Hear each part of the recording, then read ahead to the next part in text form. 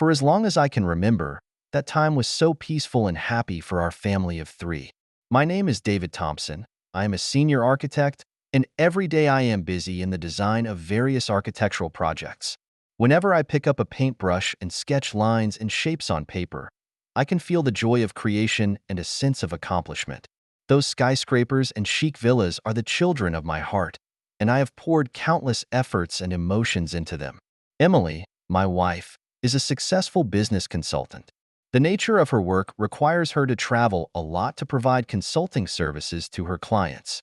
Whenever I see her going out with her suitcase in a neat professional outfit, I feel a sense of inexplicable pride.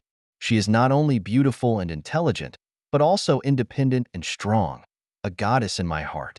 Although she often goes out, every time she comes home, she brings back special gifts for me and my daughter, and at that time, she always has a glint in her eyes of her attachment to her home. As for our baby girl Sara, she is the jewel of our family, and her presence enriches our lives. Sara is doing very well in school, both in terms of academic performance and extracurricular activities.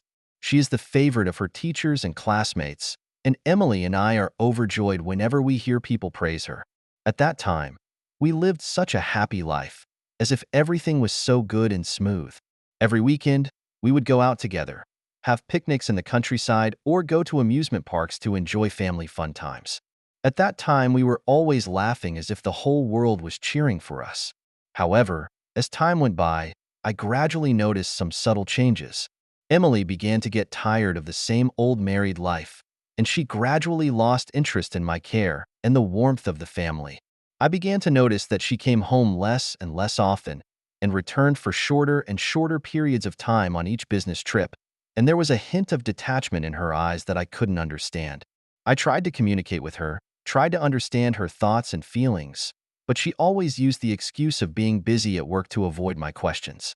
I didn't realize at the time that this was just the beginning of a rift in our marriage.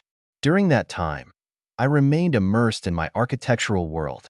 Whenever I stood in front of the buildings I designed and watched them rise to become new landmarks in the city, I felt immense pride and satisfaction.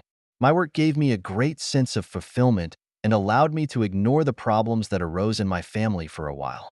Sara also continues to shine in school, and her excellent grades and talent make her the center of attention for her teachers and classmates. Whenever I see her on stage playing the violin, I feel immense pride and satisfaction. She is our pride and our family's hope. However, the cracks under the surface of happiness were widening. Emily's coldness and detachment made me start to have deep worries about our marriage. I didn't know how to win her back or how to deal with this sudden change. At that time, I did not know how to deal with these problems. I just blindly hoped that time can wash away all the unpleasant things. But I was proved wrong. Time did not solve the problem but made the rift bigger and bigger. Looking back now, I was really too naive and too weak. If I was able to bravely face the problem to try to solve them, perhaps our marriage can still be salvaged. But unfortunately, I did not do that, but chose to avoid and ignore, which also laid a hidden danger for our marriage. At that time, although I sensed Emily's change, I didn't think deeply about the reasons behind it. I just simply thought that she was like this because of the pressure from work. However, the truth was not that simple. The deeper reason behind her change was the problems and conflicts in our marriage. In retrospect, that time was full of happiness and joy, but also hid many problems and conflicts, which eventually led to the breakdown of our marriage. However, at that time, I did not realize this, but just blindly immersed in the appearance of happiness and could not extricate myself. The hourglass of time passed slowly, and I was like a lonely watchman standing in the temple of architecture, watching every detail and sculpting every design element. At the same time, Emily seemed to have changed into another scene. Her life rhythm is very different from mine, busy and full, often traveling, and each time the time to come back has become shorter and shorter. I didn't speculate too much on the reasons behind this, but simply assumed that her work was indeed getting heavier by the day.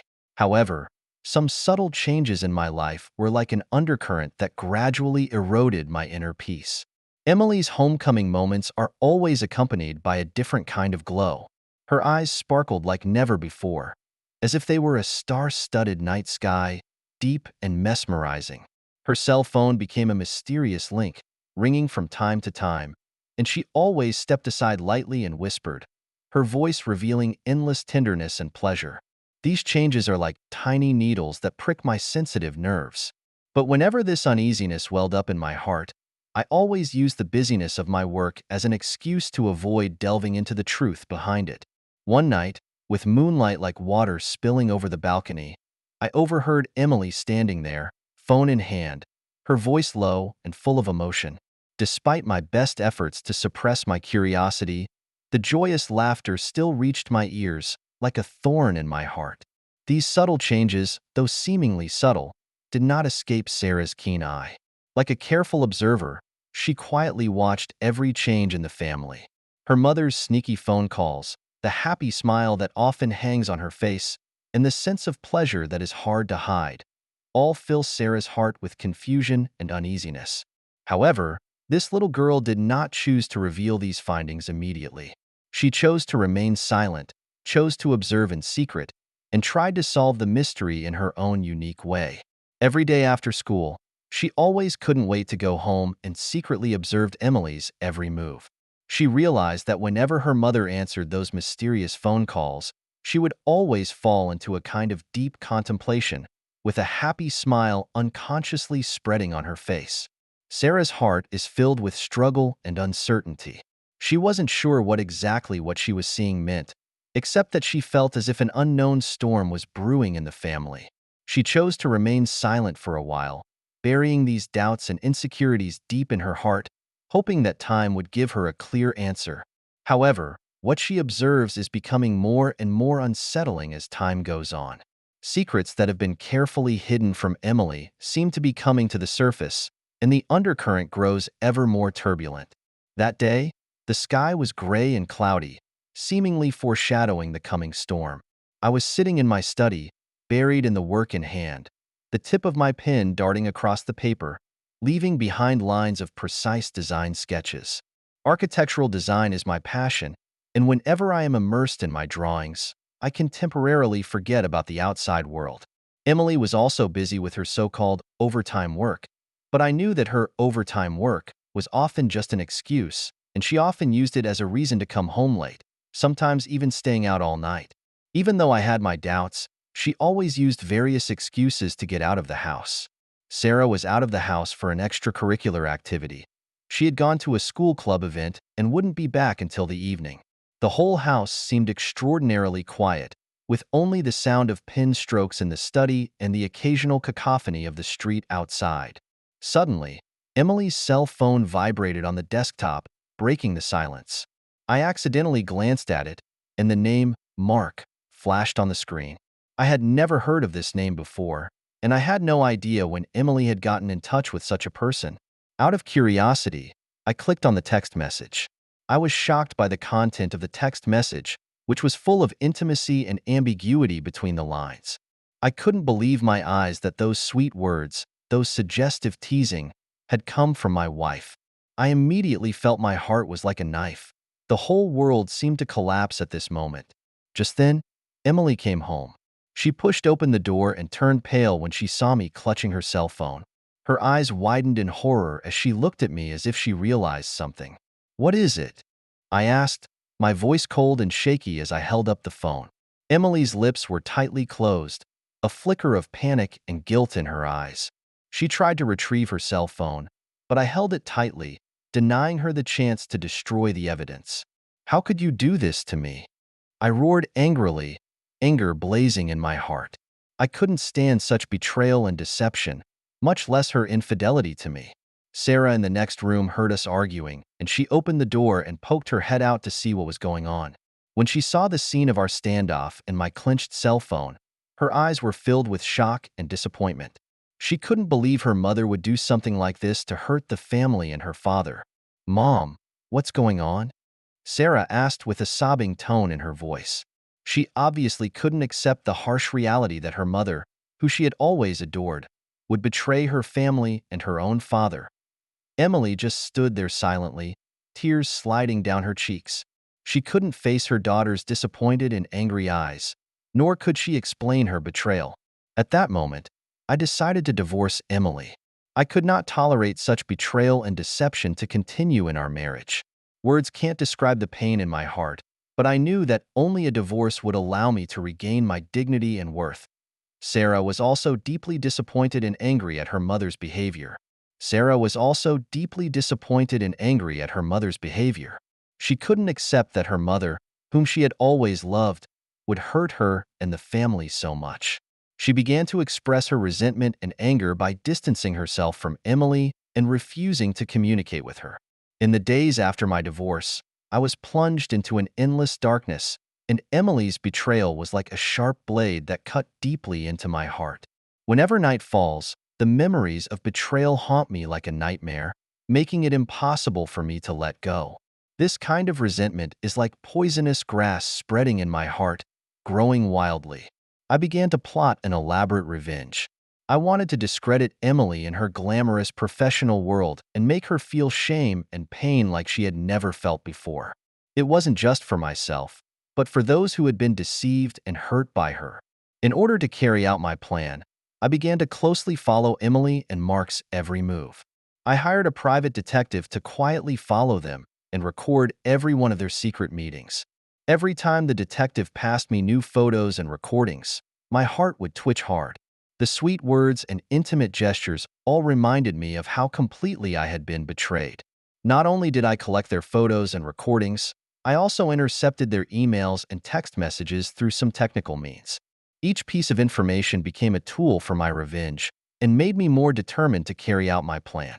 My plan for revenge is precise and cold. I will first analyze the evidence one by one and pick out the most damaging parts. Then, I will make this evidence public at an important gathering in the industry. I want everyone to see Emily's true colors and how she betrayed me and my family. At the same time, I will submit this evidence to her company so that her coworkers and leaders can see her ugly behavior.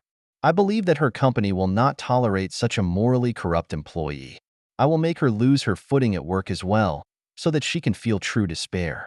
In the process of implementing the plan, I felt excitement and anticipation like never before. Whenever I imagined Emily being shamed in front of everyone, an inexplicable thrill surged in my heart. This pleasure made me more determined to carry out my plan and made me look forward to the moment of revenge. However, there were hesitations and struggles on my path to revenge. I knew that doing so might make me as vile and shameful as Emily. However, whenever I think of her betrayal and hurt, I can't control my anger and resentment. I'm going to make her pay.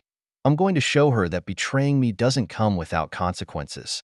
As time went on, my plan for revenge was perfected. I began to establish contacts with some important people in the industry to pave the way for my plan. I am confident that in the near future, I will make Emily pay her fair share. During this process, I was filled with mixed emotions. There was resentment, anger, anticipation, and a hint of inexplicable sadness. I don't know what this revenge will ultimately bring me, but I know that I have to do it. For my own sake, and for the sake of those who had been hurt by her. I'm going to show Emily that there is a heavy price to pay for betraying me. In my defining moment, I anonymously posted evidence of Emily's betrayal to the internet. I carefully selected a few forums and social media platforms that have a large influence in the industry and uploaded those evidences one by one. Those photos, recordings, text messages, and emails were like sharp arrows shooting straight to Emily's heart. The moment after the release, I felt a sense of nervousness and anticipation that I had never felt before. I knew that once the evidence came to light, it would spread rapidly like a virus in the cyber world. And I, sitting right in front of my computer, quietly waited for that moment to come. Sure enough, as I expected, that evidence quickly sparked widespread attention and discussion within the industry. Every comment, every retweet, was like an affirmation of me and a condemnation of Emily. As I watched the numbers on the screen climb, a complex emotion welled up in my heart. It was a thrill of relief, but there was also an unnameable emptiness. As the news spreads, Emily's reputation begins to rapidly crumble in professional circles. Clients who had once worked closely with her, partners who had always trusted her, began to have serious doubts about her character and professional ethics. A notice of termination, a letter of severance of cooperation, like snowflakes flying to Emily. Her career was plunged into an unprecedented low point. The opportunities that were hers, the achievements she was so proud of, all came to naught at this moment, and I orchestrated it all. I watched her position in the industry gradually falter, watched her reputation being destroyed little by little, but I did not have the expected satisfaction in my heart. I began to reflect on whether it was really worth it for me to do so. However, whenever I thought of her betrayal and the harm she had done to me, I could not quell the resentment in my heart. I also paid a huge price in this revenge. I lost that once happy family and that wonderful life. I also lost my inner peace and tranquility, and I began to question myself if I really wanted to continue like this. However, there was no turning back. Emily's career had been badly damaged, her reputation had been tarnished, and her clients and partners had lost trust in her. I orchestrated all of this. I can't deny it. The thrill of retaliation is a brief storm that leaves Emily's career and family, once a solid fortress, in ruins after a hurricane has ravaged them. Her career, which was once in full swing, has hit an all-time low. The alienation of her partners and the loss of her clients are like cold raindrops on her weary heart. Emily felt more alone and helpless than ever before. Those who used to surround her and share her struggles and joys with her are now far away from her like a plague that she avoids. She sat alone in the empty office, thinking back to the past glory. Tears could not help but slide down. She used to be so proud and confident, but now she felt like an orphan abandoned by the world and left unattended. Her heart was filled with self-loathing and remorse. She began to wonder if her choice was really worth betraying her loving husband for the novelty of that moment. Was she really ready to face the consequences of it all? However, time could not be turned back and she could not undo her mistake. Meanwhile, on the other end of the family spectrum, Sara is going through the toughest time of her life. This 16-year-old girl, originally lively and cheerful, with excellent grades, was the favorite of her teachers and classmates. However, her family's change is like a sudden storm, dropping her from the clouds of happiness to the quagmire of reality. Sara becomes quiet. She no longer wants to communicate with her classmates and always sits alone in the corner, silently staring. She could not understand why her once loving parents had come to this pass, nor could she accept her mother's betrayal of her father. She watched her father sulking all day while her mother was busy dealing with a career crisis, and she felt her heart ache as if it had been torn apart. Her academic performance also began to plummet. Those high grades that she used to get with ease were now out of reach. Her mind was no longer on her studies. She was always lost in class, thinking about things at home. Teachers began to disappoint her, and her classmates began to alienate her. All these changes made her feel incredibly frustrated and confused. David watched the changes in his daughter and was filled with guilt and self-blame. He began to realize that his retaliation not only hurt Emily, but also deeply hurt the innocent Sara. He originally thought that his retaliation could give him satisfaction and pleasure, but now he realized that this satisfaction is only short-lived and vain. The real happiness and fulfillment comes from the harmony and warmth of the family, not this short-lived pleasure of revenge. After weathering that storm in my family, I deeply experienced the pain and helplessness of a broken marriage. Revenge, while it had brought me a brief sense of fulfillment, was followed by a deeper emptiness and loss.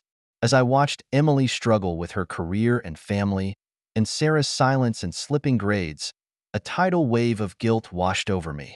During that time, I often walked alone at night, thinking about what the future held for me.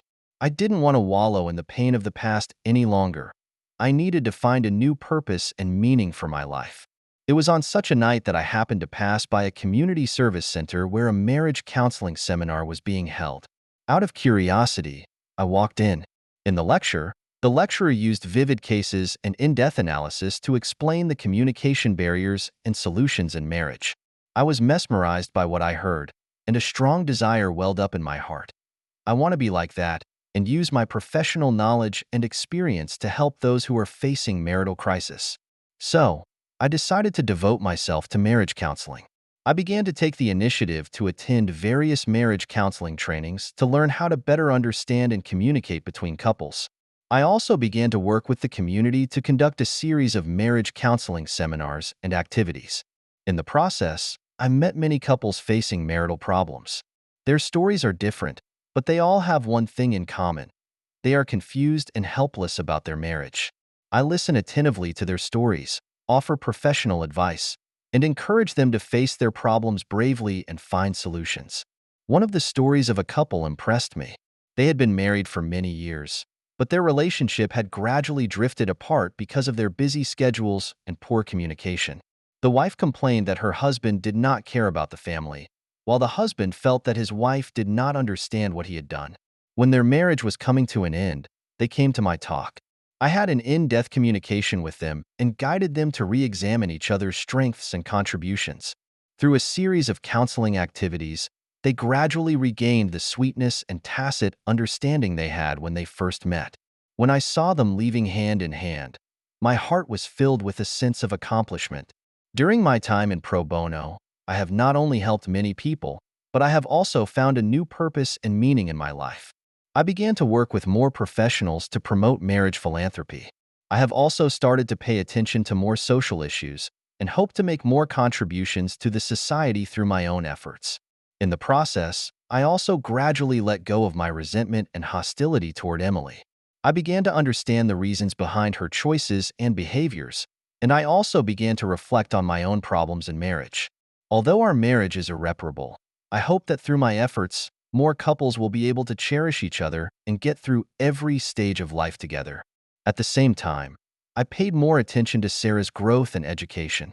I started to spend more time communicating with her to understand her thoughts and needs.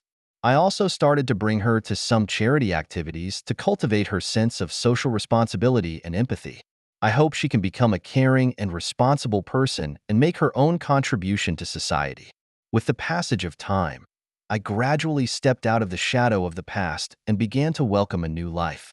I know the road ahead is still long, but I believe that as long as there is love and a sense of responsibility in our hearts, we will be able to go farther and better.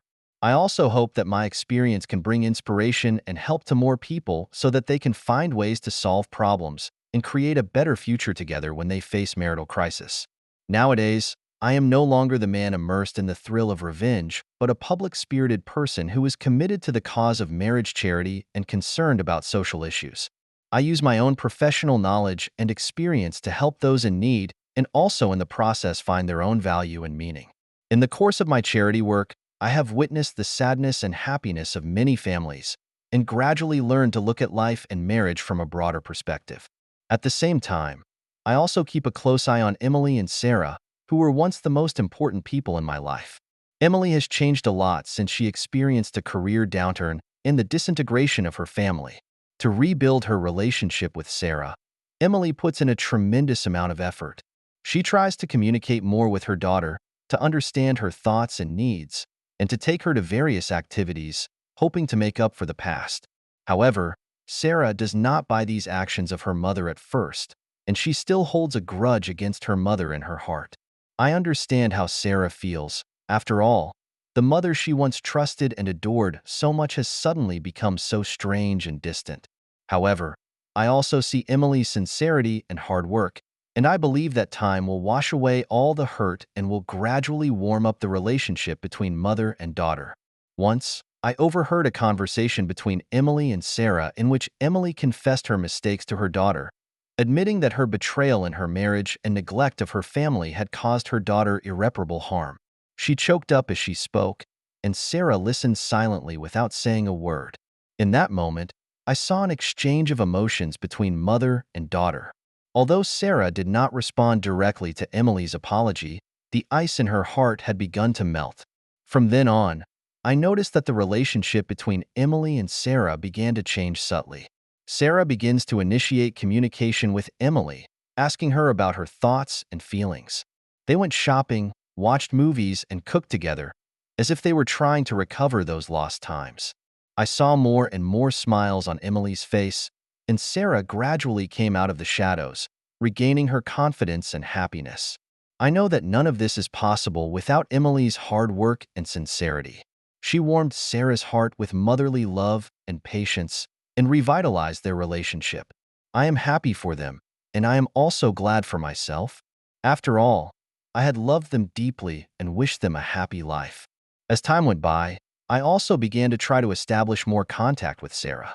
Although she was a bit resistant to me at first, she gradually accepted me with my patient communication and love. We started to participate in charity activities together to help those in need. In the process, I saw Sara's growth and progress, as well as her inner kindness and passion. It was a sunny weekend when I was organizing a community greening activity. Just as the event was about to start, I was surprised to see two familiar figures, Emily and Sara, who had also joined the event and were planting flowers to add greenery to the community. Seeing them, a complex emotion welled up in me. There was elation, emotion, and also a hint of inexplicable nervousness. After all, this was the first time the three of us had reunited on such an occasion after all the changes we had gone through. I walked over to them and greeted them. Both Emily and Sara also showed a surprised expression when they saw me. But then, they both smiled and responded to me as if any past grudges were gone with the wind. After the event, the three of us coincidentally chose to stay in the park and find a quiet corner to sit and talk. The sunlight poured on us through the gaps in the leaves, feeling warm and cozy. I was the first to break the silence and share my experience and growth in joining the charity. I told them that in the process, I witnessed the sorrows and joys of many families and learned to look at life and marriage from a broader perspective. I said, public welfare has allowed me to find a new purpose and meaning in life, and it has also allowed me to gradually let go of my past resentment and hostility. Emily listened and nodded with deep emotion. She confessed her past mistakes and the harm she had done to her family, saying, I shouldn't have been selfish enough to ignore the importance of family and affection for the sake of impulse. I betrayed my marriage and hurt you all. I have been reflecting and making amends for these mistakes. She paused and continued, I'm now trying to rebuild my relationship with Sara in hopes of making up for the past. I've also begun to pay more attention to social issues and hope to contribute something to society. Listening to Emily's story, I felt that she had really changed a lot. She was no longer the strong woman who only cared about her career and neglected her family, but a mother and wife who had begun to deeply reflect on her behavior and try to make up for her mistakes.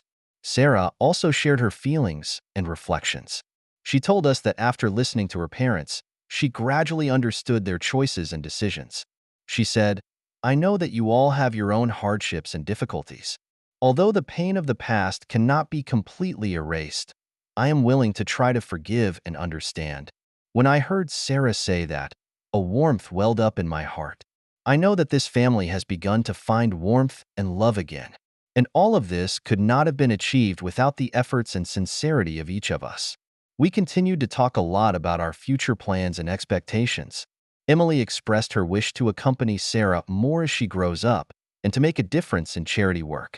Sara expressed her vision and pursuit for the future and hoped to become a socially responsible person and make her own contribution to the society. I, in turn, shared my future plans. I said that I will continue to be committed to public service and hope to work with more professionals to promote social welfare.